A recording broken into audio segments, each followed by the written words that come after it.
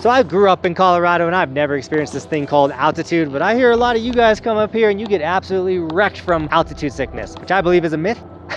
But in all reality, a lot of people do come from Florida, Texas, anywhere that's not in high altitude, come up to the mountains and they go from sea level to 14,000 feet and then they're sick. They're not having a good time. They're supposed to be out for a week and they're miserable. So this video, I'm here to help you guys with a couple tricks and tips that I've learned, I've seen people use over the years of living literally at 10,000 feet that will help you guys have a better time on your trip to the mountain. All right, so tip number one is gonna be drink a lot of water. Not when you're here, before you get here, and then while you're here. What a lot of people do is they show up here and then try to drink a bunch of water. You need to be drinking the water prior to coming to Colorado. Get hydrated before coming up. So like a week before your trip, you know, just double your water intake and you're gonna have a better time out here. The next thing is try to schedule your trip to have 24 hours in Colorado before you physically do anything. The #1 cause of death on our ski resorts is like a 55-year-old male that plans a trip, runs to the mountains, gets on the ski run immediately right after their flight, and they have a heart attack. Like that happens all the time in Colorado. A lot of these people, if they would have just got to Colorado and spent 24 hours prior to riding, could have maybe saved their life or just had a better time on the mountain. And on that note, you can always fly into Denver, stay in Denver, which is already at a little higher elevation that you were currently at, and then come back to the really high part of the mountain. So one day in Denver, then come all the way up to the ski resorts. That's usually like the right move. It also wouldn't help doing a little cardio down at sea level. You know, just the more in shape you're gonna be, the easier it is gonna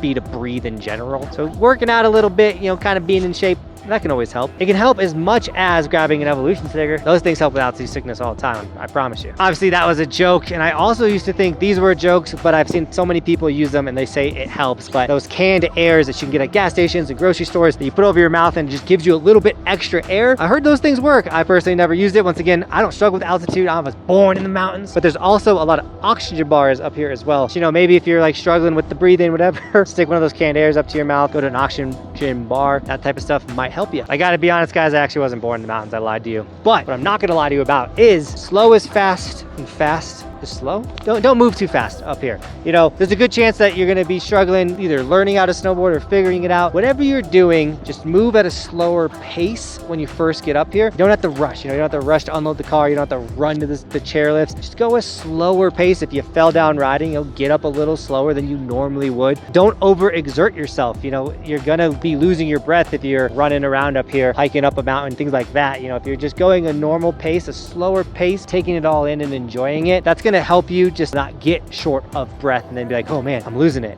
Which is the last tip. Don't overthink it. Don't go down the mental rabbit hole of like, oh no, the altitude, it's getting to me. It's got me. I'm done. I'm gonna die. And if you do fall down that, like, oh, I'm losing it. I need to feel better. Like, what am I gonna do? You can always go back down to Denver, go to a lower elevation, you know, get your grasp back and then come back up. You don't have to fly back home. Some people just panic when they think about the altitude. It's not the boogeyman. It's not here to get you. You do proper things like drinking the water, working out before you get here, getting those canned airs, do all the proper stuff, and you're gonna have a better time up here on the mountains ripping around. Now those are just my tips for altitude. I'm sure a couple of you guys got some more other tips. What helped you with your altitude sickness? Comment those all down below, because the whole point of this video, this channel, is to help people come out here and have the best time ever. And that's one reason why you should subscribe and like this video. So please help people have the best time ever. And as always, Team Buckhouse, thank you so much for shredding with me today. And as always, thanks for watching. Keep evolving. We'll see you guys tomorrow in another video. It's daily on the channel. We do stuff like this daily.